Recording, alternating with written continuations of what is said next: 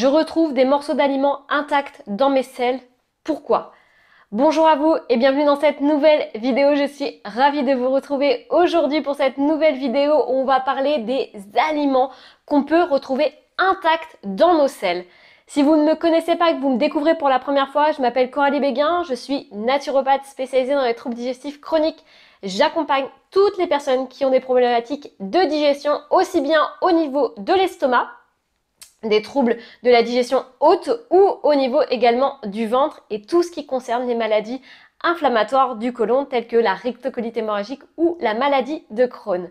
Bienvenue à vous dans cette nouvelle vidéo. Juste avant qu'on commence, n'oubliez pas de vous abonner à ma chaîne YouTube et d'activer la petite cloche qui se trouve juste ici pour recevoir les dernières notifications et les dernières vidéos.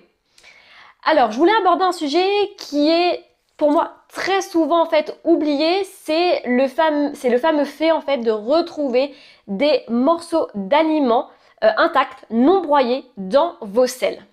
Alors ces derniers temps, j'ai eu beaucoup de personnes dans les accompagnements en ligne qui me disaient ça, qui me demandaient « Coralie, est-ce que c'est normal d'avoir de temps en temps ou régulièrement des morceaux d'aliments intacts dans ses selles ?» Donc la réponse est non, ce n'est absolument pas normal. Il y a beaucoup de personnes qui vont consulter des gastro-entérologues et c'est peut-être votre cas parce que en fait elles retrouvent des morceaux d'aliments tels que le quinoa, la carotte, les pots de tomates ou encore des fois ça peut être des petits pois ou de la courgette ou même des morceaux de viande intacts au niveau des selles, c'est-à-dire que quand vous allez à la selle, vous pouvez voir clairement dans vos matières fécales tel que vous avez mangé tel aliment la veille ou le midi. Et en fait, ça c'est vraiment gênant et souvent en fait on croit que le problème vient de notre ventre. On se dit oui forcément, bien sûr Coralie ça vient de mon ventre puisque quand je vais à la selle, c'est mon ventre qui fait cette problématique. Eh bien, la première vérité que je vais vous donner, c'est que justement, ça ne vient pas de votre microbiote ni de votre ventre, mais si l'aliment est retrouvé intact dans votre selle, c'est justement que ça vient de plus haut et ça vient de l'estomac. Et là, peut-être que je vais vous énoncer une vérité qui va vous dire « Ah bon, ça vient de mon estomac? C'est possible ça ?» Eh bien oui, puisqu'en fait, quand ça va en fait longer votre tube digestif et que en fait ce qu'on appelle le chyme, qui est le bol alimentaire en fait qui va être produit par l'estomac, qui va être réduit en une espèce de bouillie avec de l'acide chlorhydrique. C'est une bouillie en fait qui va se transformer en, comme si vous voulez, en espèce de purée en fait, très fluide. Eh bien, si vous n'avez déjà pas bien mastiqué et qu'en plus de ça, vous manquez d'acide chlorhydrique et d'enzymes au niveau de l'estomac, vous pouvez être sûr en fait que l'intestin, qui n'a pas de dents, je rappelle juste au passage, va en fait propulser ces aliments le long du tube digestif et en fait ne va pas pouvoir les broyer plus que ça. Donc vous allez retrouver dans vos selles des morceaux de carottes, des morceaux de quinoa, ça peut être, comme je vous l'ai dit en début de cette vidéo, des morceaux de viande, ça peut être également d'autres aliments tels que les pots de tomates ou encore des pépins de tomates que vous allez retrouver vraiment intacts dans vos selles. Donc ça, c'est absolument pas normal. Et souvent, on croit que le problème vient de l'intestin en se disant « il faut que je prenne tel probiotique, ça va sûrement m'aider » ou tel complément alimentaire.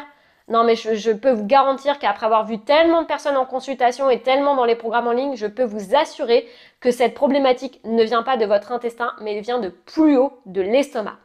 Donc première chose, eh bien veillez à bien mastiquer votre alimentation.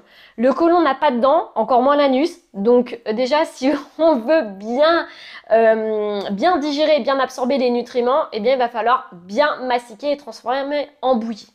Deuxième chose, si vous manquez d'acide chlorhydrique ou encore d'enzymes de digestion, vous pouvez être sûr que derrière en fait votre intestin va avoir beaucoup de mal à transformer.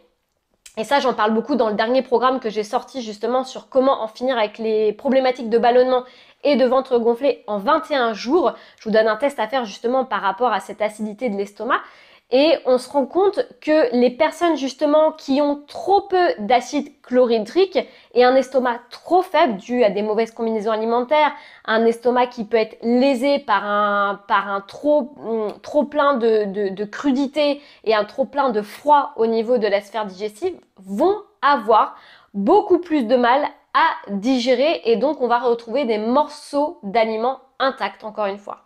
Donc première chose, bien mastiquer. Deuxième chose également, eh bien veillez à ne pas faire plusieurs petits repas dans votre journée, puisque c'est le gros problème qu'on rencontre avec les problématiques d'estomac. On vous dit que pour vous soulager et augmenter l'acide chlorhydrique, eh bien il va falloir faire plusieurs petits repas dans la journée. Et alors moi je vais vous dire clairement une chose, je suis absolument contre ce type de théorie. Premièrement, on va empêcher l'auto-nettoyage de votre tube digestif. Donc, on va empêcher ce qu'on appelle le complexe migrant interdigestif de passer et donc de nettoyer le chantier après votre digestion. Donc, c'est comme si en fait votre maison était tout le temps en travaux, qu'il y avait toujours en fait les constructeurs et le carreleur et le plaquiste, etc. Mais que en fait, il n'y avait jamais personne qui pouvait nettoyer ce chantier.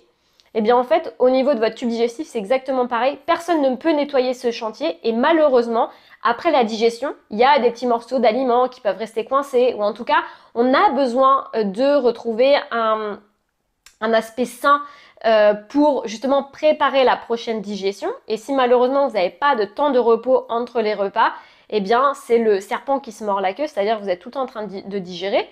Vous ne permettez plus à votre tube digestif d'être au repos et en plus de ça, vous venez rogner sur votre vitalité, donc votre énergie de base, mais aussi sur votre immunité. Les personnes qui fractionnent beaucoup et donc qui font plein de petits repas dans leur journée ont une immunité qui va être moindre dans le sens où leur corps va concentrer beaucoup plus d'énergie à la partie digestive qu'à la partie immunitaire ou à la partie de l'énergie. Donc si possible, voilà, veillez à avoir 3 repas par jour, à bien mastiquer.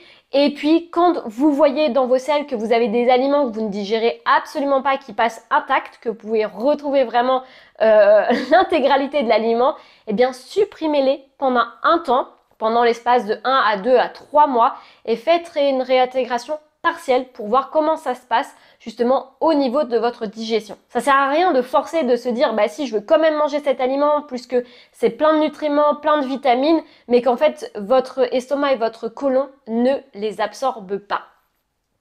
J'espère que cette vidéo vous a plu, j'espère que ça vous aura donné des clés pour comprendre pourquoi, d'où venait cette problématique de retrouver des aliments intacts dans votre digestion. N'oubliez pas également de vous nourrir de tous les articles et toutes les recettes que je fais qui sont disponibles sur coralliebeguin.com. Vous avez plein d'articles que j'ai écrits, mais aussi des recettes digestes et assimilables. Donc allez vous nourrir de toutes ces choses que je vous donne vraiment gratuitement pour mettre en place une nouvelle hygiène alimentaire. Et puis comme je dis souvent, si vous avez envie d'aller plus loin et de vous prendre en main, eh bien il y a également des formations qui sont accessibles pour les particuliers que vous pouvez également retrouver soit dans la barre d'informations juste en dessous, soit sinon sur mon site internet. En tout cas, j'espère que cette vidéo vous a plu. N'hésitez pas à me mettre un petit pouce bleu, un petit commentaire pour me dire si la vidéo vous a appris des choses. Et puis en tout cas, n'oubliez pas de prendre soin de vous, passez à l'action. La théorie c'est toujours bien, mais l'action c'est toujours mieux pour avancer vers une santé durable. Et puis, en attendant, on se retrouve sur Instagram et Facebook. À très vite, prenez bien soin de vous.